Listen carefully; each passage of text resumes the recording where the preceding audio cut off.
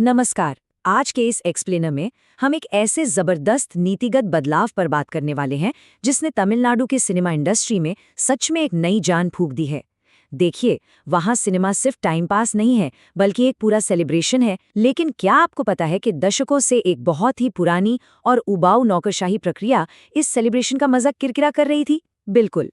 लेकिन अब एक ऐतिहासिक फैसले ने पूरा गेम ही पलट दिया है। ये सच में एक बहुत बड़ी सिनेमा क्रांति है। चलिए सीधा इस बदलाव के अंदर चलते हैं और समझते हैं कि कैसे एक छोटा सा नियम सिनेमा घरों के लिए एक बहुत बड़ा गेम चेंजर साबित हो रहा है।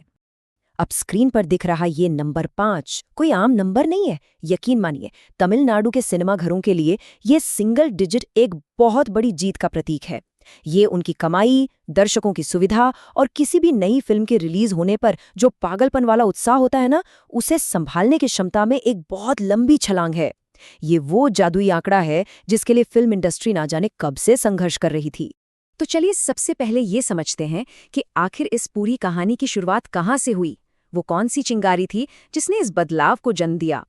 मई 2026 के बीचों बीच घटी घटनाओं की इस टाइमलाइन को देखिए, ये बहुत दिलचस्प है। सरकार ने यहाँ जितनी तेजी दिखाई है वो वाकई हैरान करने वाली है। 15 मई को करुप्पू नाम की एक बहुत बड़ी फिल्म रिलीज होती है। फिर ठीक अगले दिन यानी 16 मई को फिल्म इंडस्ट्री के लोग तमिलनाडु के मुख्यमंत्री एस जोसेफ विजय से मिलते हैं और अंदाजा लगाइए क्या, महज 9 दिनों के अंदर 25 मई को एक आधिकारिक आदेश सामने आ जाता है। मतलब जब इंडस्ट्री की जरूरत और सरकार की इच्छा शक्ति एक साथ मिलती है ना, तो काम कितनी रॉकेट की स्पीड से हो सकता है, ये उसका परफेक्ट उदाहरण है। लेकिन इस नए बदलाव की अहमियत को समझने के लिए हमें थोड़ा पीछे जाना होगा, उस पुरानी सिरदर्द वाली नौकरशाही व्यवस्था की तरफ, जिससे सिनेमाघरों के मालिकों को रोज जूझना पड़ता था। सोचिए, एक इकलौता नियम कैसे पूरी इंडस्ट्री के हाथ पैर बांध सकता है। ये था तमिलनाडु सिनेमा विनियमन नियम 1957 का नियम 14A। असल में ये सी फॉर्म लाइसेंस की एक ऐसी शर्त थी जिसने दशकों से एक दिन में मूवी स्क्रीनिंग की संख्या पर ब्रेक लगा रखा था। जाहिर है, ये नियम उस जमाने का था जब सिनेमा देखने का तरीका और बॉक्स ऑफिस का पूरा गणित आज से बिल्कुल अलग हुआ करता था। पुरानी व्यवस्था में इतनी लालफीताशाही थी कि पूछिए मत। डिफ़ॉल्ट रूप से आप एक दिन में सिर्फ 4 शो दिखा सकते थे।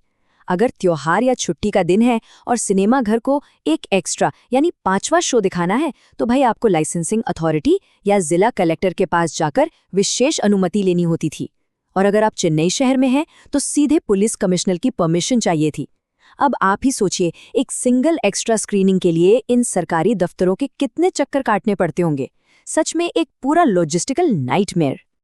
और यहीं पर एंट्री होती है हमारे आज के असली हीरो की, यानी 500 शो संशोधन की। मुख्यमंत्री विजय की पहल पर आया ये समाधान पुराने सिस्टम को पूरी तरह से पलट कर रख देता है।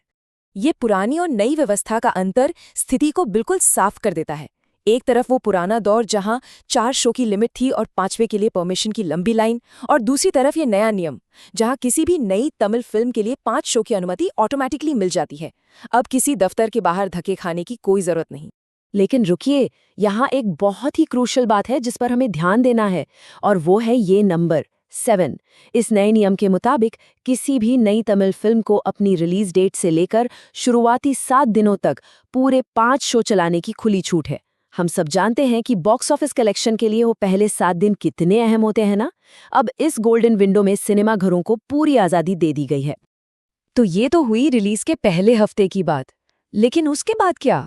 उन दिनों का क्या जब दर्शक सबसे ज्यादा सिनेमा घरों का रुख करते हैं? इस टेबल पर नजर डालिए।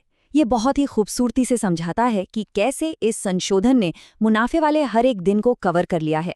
नई रिलीज के पहले 7 दिन टिक, स्थानीय त्योहार टिक, पब्लिक हॉलिडेज और हर शनिवार रविवार बिल्कुल टिक। क्या इनके लिए कोई अलग परमिशन चाहिए?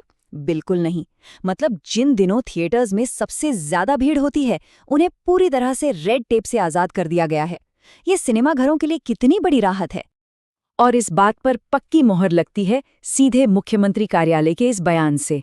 25 मई को एक्स पर किए गए उनके ऑफिशियल पोस्ट में साफ साफ कहा गया कि अब तमिलनाडु के सिनेमाघरों को रोजाना 5 शो चलाने के लिए सरकार या किसी अथॉरिटी से अलग से कोई परमिशन नहीं लेनी होगी।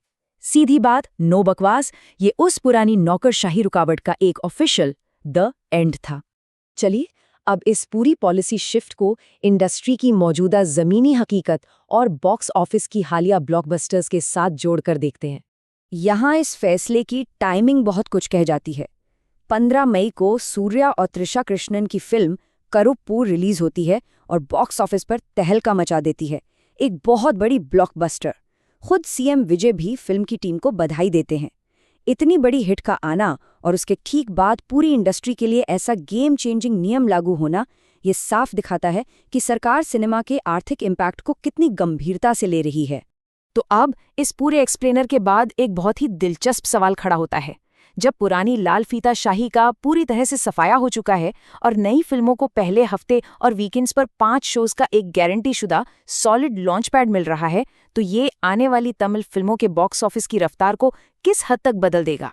ये सिर्फ सिनेमाघरों की सुविधा का मामला नहीं है, बल्कि पूरी फिल्म इकोनॉमी को एक अलग लेवल पर ले जाने की तैयारी है। जरा सोचिए, जब नीतियां सही हों तो मनोरंजन का ये व्यापार कितनी नई ऊंचाइयों को छू सकता है। इसी विचार के साथ हम आज के इस विश्लेषण को यहीं खत्म करते हैं।